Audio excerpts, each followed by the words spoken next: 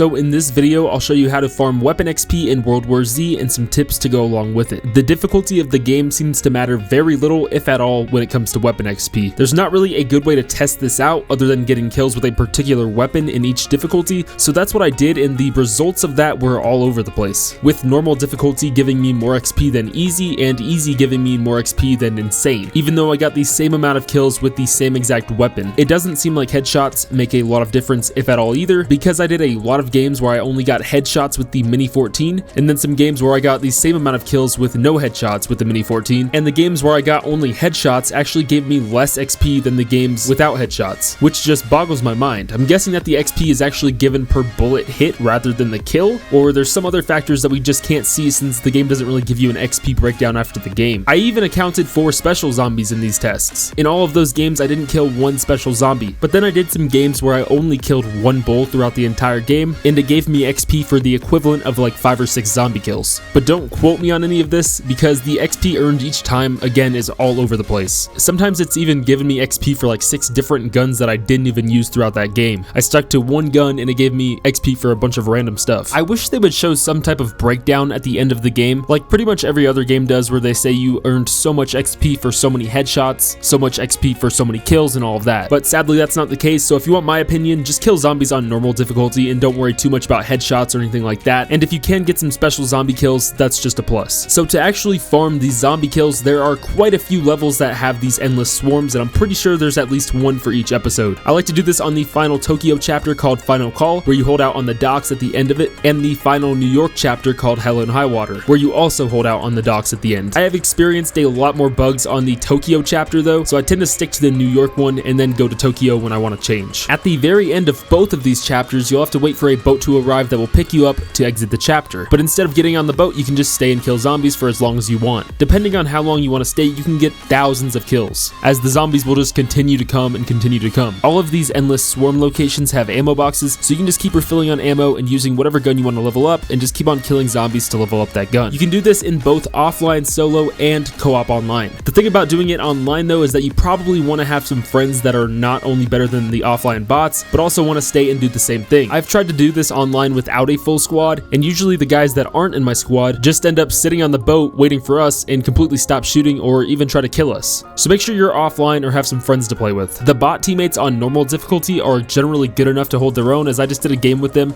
and had over 3,000 kills, but if you've got some friends that are decent and can each cover a giant gate, that's even better. Now for the last chapter of New York, I like to put all of my defenses, or at least most of them, on the left side or opposite side of the dock. Mostly the one all the way at the end and the middle one. If I have a turret, I like to place the first one on top of the Humvee, because you can actually refill the ammo for the turrets by going up to them and holding X or square, and it's a little bit easier to refill on top of the Humvee because the zombies generally take a minute to realize you're even there and then have to climb up to try to attack you, and usually by then you're already done refilling the ammo. And having the turret here kind of keeps this fence in check since it's the farthest one away from the dock. And then there's a spot on the dock for an electric trap, which I'll usually stick one there just so we can kind of use the dock as a last line of defense, and when we do exit, it'll be easier to get onto the boat because there's an electric trap there guarding it. And sometimes the traps here suck. Sometimes they'll give you like a bunch of razor wire instead of turrets or electric traps, so I like to save traps from the last swarm battle in the railway that happened before this one. If I find a turret there, I make sure to save it. This helps a lot if you're playing with friends, since the offline bots can't carry defenses. That's like the biggest downside to playing offline, is that they're kind of useless when it comes to defenses